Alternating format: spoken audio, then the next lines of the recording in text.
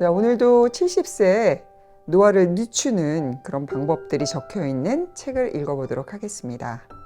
자, 오늘은 제2장 노화를 늦추는 70대 생활에 대해서 읽어보겠습니다. 어떤 일을 하더라도 은퇴하면 안 된다. 70대의 생활 방식은 참으로 중요하다. 간병을 받는 환자가 되는 시기를 가급적 늦추고 80대 이후에도 건강하게 보내기 위한 마지막 활동기이기 때문이다. 제2장에서는 70대가 어떠한 생활에 유의해야 하는지를 설명할 것이다.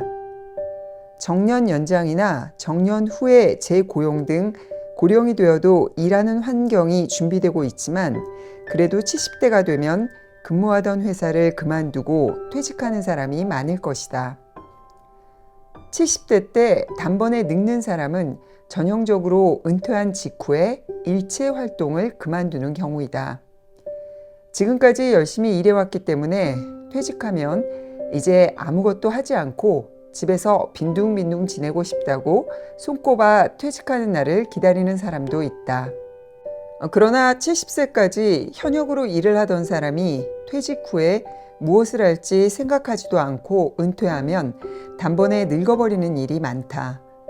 직장에서 일할 때는 책상머리 같은 루틴한 업무라도 통근하는 경우 생각보다 몸을 많이 사용하고 있다. 그런데 퇴직하고 나서 집에만 틀어박혀 있는 70대라면 약 1개월 정도 지나면 운동 기능 가운데 상당 부분이 저하되기 쉽다. 뇌 기능 측면에서도 일하고 있으면 매일 나름대로 지적 활동이나 다른 사람과 의사소통 등의 활동으로 다양한 상황을 접하게 된다. 반면 집에서 지내면 평소 뇌 활동이 없어지고 치매 위험도 높아진다. 특히 전두엽의 노화가 단번에 진행된다. 전두엽이란 창조적 능력이나 다른 사람에 대한 공감 능력, 예상치 못한 일에 대처하는 능력에 관여하는 부분이다. 이 부분이 노화되면 어떤 일에도 의욕이 생기지 않고 활동 자체를 귀찮아한다. 운동 기능의 저하와 뇌의 노화가 더욱 가속화될 것이다. 외형적인 인상에서도 발랄한 느낌을 잃은 기운 없는 노인으로 변모하게 된다. 그렇게 되지 않기 위해서라도 조만간 퇴직을 맞이할 단계라면 퇴직 이후 무엇을 할 것인지 미리 준비를 해둬야 한다. 퇴직하고 잠시 쉬었다가 다음에 무엇을 할지 생각한다면 어느새 게으른 생활에 휩쓸려 습관으로 굳어버리는 경우가 허다하다. 70대에도 신체적 기능은 비교적 건강하다지만 전두엽의 노화는 이미 40대부터 진행되고 있다. 전두엽의 노화는 40대부터. 나이가 들수록 의욕이 저하되는 것은 자연스러운 일이다. 의욕이란 원래 70대가 되면 젊은 시절보다 떨어지는 것이 보통이다. 집에 틀어박혀 활발하지 않은 생활에 젖어들기 쉬운 연령대이기 때문이다. 그래서 의식적으로 퇴직 후의 활동을 사전에 결정하는 것이 중요하다. 아직 연금도 적기 때문에 뭔가 새로운 일을 시작한다는 것 자체가 하나의 중대한 선택지일 것이다. 금전적인 측면뿐만 아니라 노화를 늦추는 측면에서도 퇴직 후 새 직장에서 일한다는 것은 매우 좋은 일이다. 나이가 들면 운동 생활도 좋은 것이라는 사람도 물론 있을 것이다. 하지만 70세가 넘어서 그런 생활을 하게 되면 단숨에 뇌기능, 운동 기능을 노화시켜버릴 위험이 있다는 것을 충분히 이해할 필요가 있다. 수명이 연장되고 90세, 100세까지 사는 시대가 펼쳐진다. 이런 시대에 나이를 먹었기 때문에 은퇴한다는 생각 자체가 노후 생활의 위험으로 다가온다. 은퇴로 생각하지 말고 언제까지나 현역 직업인으로 생활한다는 자세가 노화를 늦추고 긴 만년을 건강하게 보내는 비결이다. 가게를 운영하고 있는 사람이나 건축가나 세무사 등 자격을 가지고 70대까지 일을 해온 사람의 예를 들자면 나는 몇 세에 일을 그만둔다 하는 경우가 있다. 그러한 선택은 결코 좋은 방법은 아니다. 농업이나 어업 장인 같은 일도 그렇지만 자신이 그만두겠다고 결정하지 않는 한 계속할 수만 있다면 몸이 버틸 수 있는 한 평생 계속하는 것이 노화를 늦추는 좋은 방법이다. 직장인이라도 직급 정년, 즉 연령에 따라 제외될 수 있다. 하지만 일한다는 점에서 은퇴할 필요는 없다. 아르바이트생이나 계약직 같은 어떤 형태로든 일을 통해 사회와 관계를 맺는 것이 활동량을 떨어뜨리지 않고 젊게 사는 비결이다. 퇴직 후에도 일해야 늙지 않는다. 퇴직 후도 사회와 관계를 맺는다는 의미에서는 물론 일이 전부는 아니다. 반상회 임원이나 아파트 관리조합의 임원, 취미 모임의 직무를 맡는 것도 좋다. 자원봉사 활동도 퇴직 후에 사회에 참여하는 하나의 선택지이다. 누군가와 협동해서 누군가의 도움이 되거나 누군가 나를 필요로 한다고 느끼는 것은 언제까지나 현역 의식을 유지하는 데 큰 도움이 될 것이다. 70대가 되면 특히 은퇴 등은 생각하지 말고 현역 의식을 유지하는 것이 중요하다. 그것이 단번에 늙는 것을 막아준다. 일하는 것이 노화를 늦추는 최고의 보약. 늙었어도 계속 일하는 것이 노화를 늦춰 언제까지나 젊음을 유지하도록 한다는 것을 앞에서 설명했다. 이는 데이터로도 입증되고 있다. 나가노 현은 일찍이 도도부연 중에서도 평균 수명 데이터가 하위에 위치하고 있었다. 하지만 1975년 무렵 이 지역 출신 남성의 평균 수명이 전국 4위가 되었다. 그 후 상승하기 시작해 1990년에는 전국 1위를 몇 번이나 기록했다. 여성도 2010년의 조사에서 1위가 되었다. 남녀 모두 평균 수명이 일본 내 도도부연 가운데 1위가 되었다. 후생 노동성이 최근 발표한 2015년 조사 결과에서 남성이 81.75세로 전국 2위, 여성이 87.67세로 전국 1위에 랭크됐다.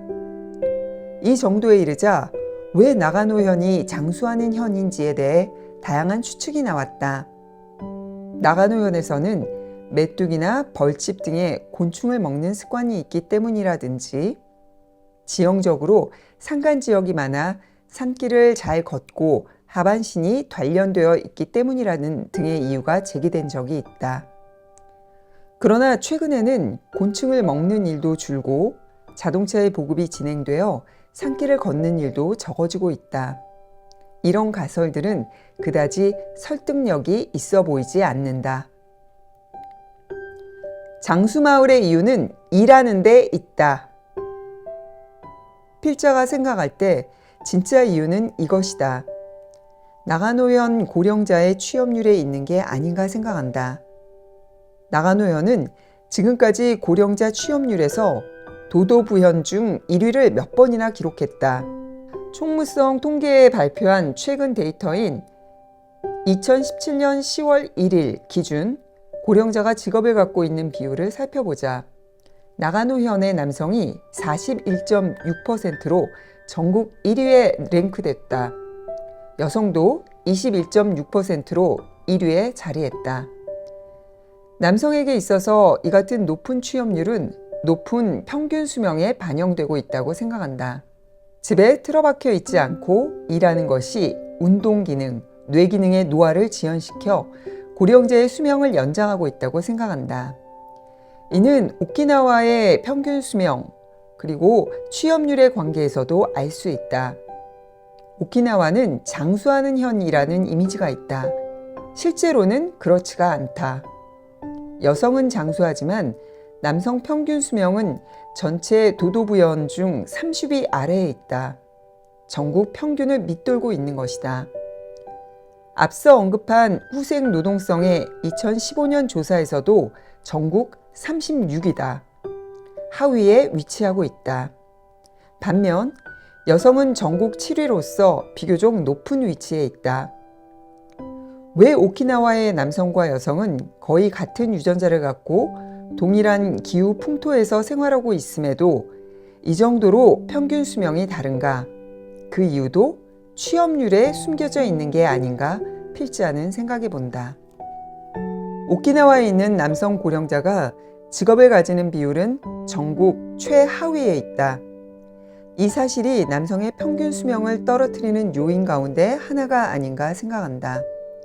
반면 여성의 경우 젊었을 때부터 전업주부인 사람도 있고 고령자가 되어도 가사를 도맡고 있는 경우도 있다. 따라서 취업률 자체가 남성만큼 수명에 영향을 미치지 않을 수도 있다. 그러나 남성에게는 일에 종사하고 있는지 아닌지가 평균 수명에 상당 부분 영향을 주고 있다고 볼 수 있다. 나가노현에서는 고령자 1인당 의료비가 전국 최저 수준이라는 조사 결과도 있다. 즉 나이를 먹어도 건강한 사람이 많다는 것이다. 계속 일에 종사하는 것이 나이가 들어도 활동량을 떨어뜨리지 않는 가장 쉬운 방법이다. 그것이 신체나 뇌 노화를 늦추는 것에 좋은 영향을 미쳐 건강한 70대, 80대로 지내는 것을 가능하게 해준다는 점이다. 다만 나이를 먹고 난 후 일하는 방식은 젊었을 때와는 달리 바꿀 필요가 있다. 돈이나 효율만을 추구하는 근로 방식에서 자신의 경험이나 지식을 살려 누군가를 도와 사회에 도움이 된다는 사실에 가치를 둔다면 좋을 것이라 생각한다. 실패학을 제창하고 있는 도쿄대학 명예교수 하타무라 료타로 씨는 이렇게 제안한다. 기업들이 정년 퇴직한 사람이 취업할 수 있도록 도와주는 진정한 의미의 상담력을 만들자고 제안했다.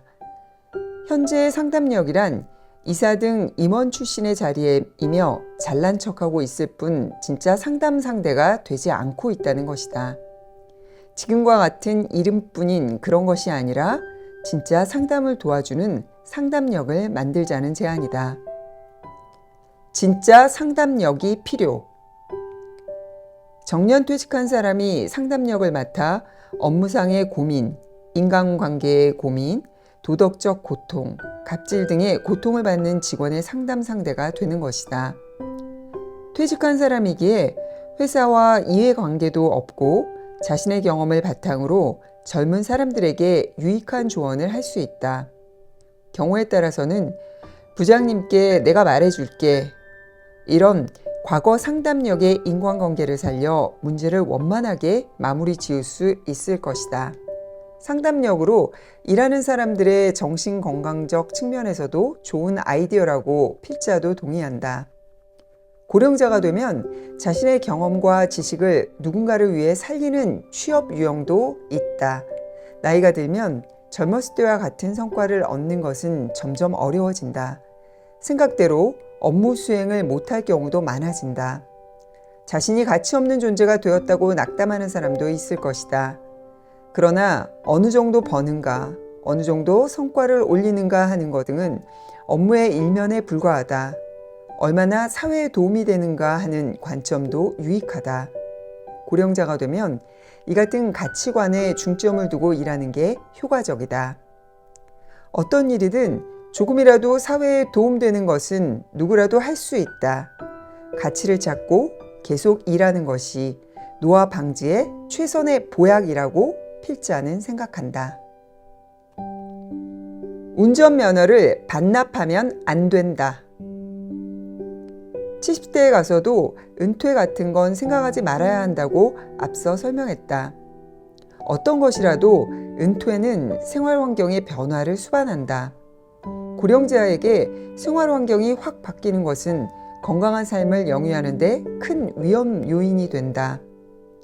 생활 환경의 변화는 지금까지의 건강 생활을 지탱하고 있던 습관, 이 루틴을 파괴할 수 있다. 나날이 활동량을 저하시키는 일이 자주 일어날 것이다. 활동량 저하가 지금까지 기능하던 운동 능력과 뇌 기능을 쇠퇴시켜버린다. 자동차 운전에 있어서도 은퇴 등을 해서는 안 된다. 최근 고령자의 자동차 운전이 위험하다는 풍조, 이 분위기가 확산되고 있는 가운데 운전면허증의 자진 반납이라는 사회적 분위기가 조성되고 있다. 그러나 나이가 들어서 자동차 운전을 그만두거나 하지 않는다면 건강한 고령자로 생활하는데 문제가 될 수 있다. 노인도 운전 잘한다. 교통이 편리한 도시에 살고 있는 사람이라면 자동차 운전을 그만두더라도 다른 이동수단이 있다. 그러나 지방에 거주하고 있으며 외출 시 항상 자동차를 운전하던 사람이 운전면허를 반납한다면 거의 밖으로 외출할 기회가 없어질 것이다. 10중 8구는 2, 3년 안에 병간호를 받는 상황에 처하거나 치매에 걸릴 확률이 높아진다. 자동차를 운전할 수 있다면 사소한 일이라도 외출할 기회는 확실히 늘어난다. 최근에는 지방에도 쇼핑몰이나 대형마트가 진출하고 있다. 쇼핑하러 차를 타고 가더라도 건물 안을 꽤 돌아다니기 때문에 좋은 운동이 된다. 아울러 인근 주민들이 모이기 때문에 아는 사람을 만나 이야기를 나누는 일도 생길 것이다. 푸드코트에 가면 다양한 메뉴가 준비되어 있고 다양한 식사를 할 수 있다. 그런데 운전면허를 반납하고 집에 틀어박혀 누구와도 만나지 않는 생활을 보낸다면 운동 기능도 뇌 기능도 어느 날 갑자기 쇠약해져 버린다. 스쿠바 대학 연구팀이 2019년 공표한 조사 결과에서도 알 수 있다. 연구팀은 아이치현의 65세 이상 남녀 2,800명을 추적 조사했다. 2006년에서 2007년 시점에서 간병받을 필요가 없다고 인정받은 이후에도 운전을 계속하는 고령자에 대해 2010년 8월 현재 운전을 계속하고 있는지 재차 물어 인지 기능을 포함한 건강 상태를 조사했다. 이어 2016년 11월까지 추적 조사의 운전 지속 여부와 간병 인정의 관계를 분석했다. 병에 걸리거나 인지 기능이 떨어지거나 운전을 할 수 없게 된 경우는 제외하고 통계학적으로 분석했다.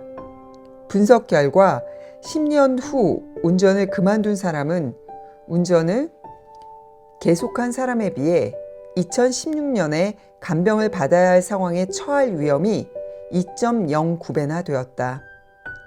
이 조사에서 운전을 그만두고 이동할 때 전철이나 버스, 자전거를 이용했다고 하는 사람이 간병받을 위험도 조사했다.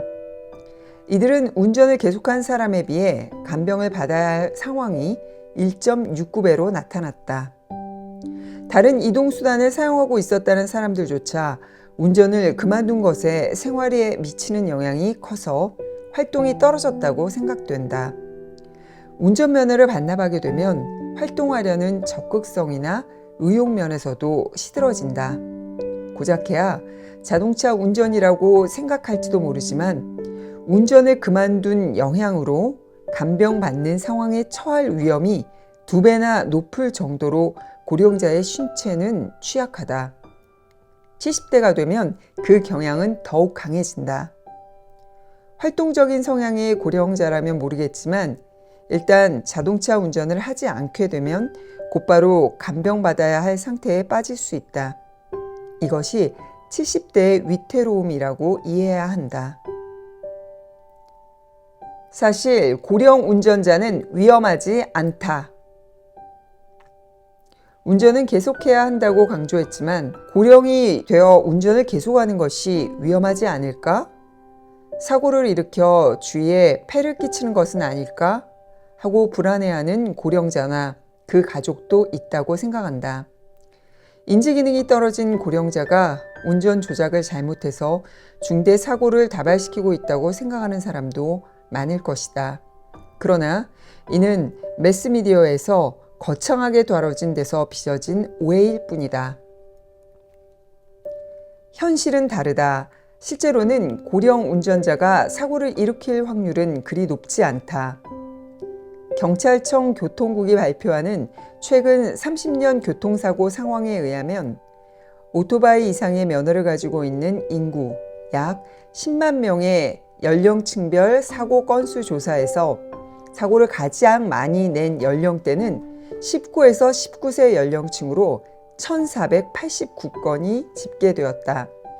그 다음으로는 20에서 24세가 876건이다. 언론의 무식한 보도.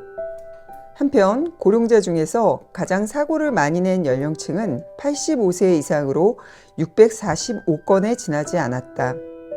이는 25에서 29세의 624건과 거의 비슷한 수준이었다. 80에서 84세도 604건이었다. 70대에서는 500건 전후였다. 그 밖에 30대에서 60대 연령층이 대강 450건 전후로 특별히 사고율이 높다고 단언할 수는 없다. 만약 교통사고를 줄이고자 한다면 압도적으로 많이 사고를 낸 젊은 운전자의 운전 방식에 어떠한 손을 쓰는 것이 효과적이다. 그런데도 언론은 무턱대고 시청자들의 이목을 끌려고 고령 운전자가 폭주한 사건을 크게 다룬다. 그러한 보도를 접할 때마다 사회에 고령 운전자는 사고를 일으키기 쉽다, 위험하기 때문에 운전면허를 취소당해도 어쩔 수 없다라는 풍조가 퍼져버렸다. 데이터에 근거해 합리적으로 판단하자면 고령자 면허를 뺏는 행정적 행위에 대한 정당성은 전혀 없다.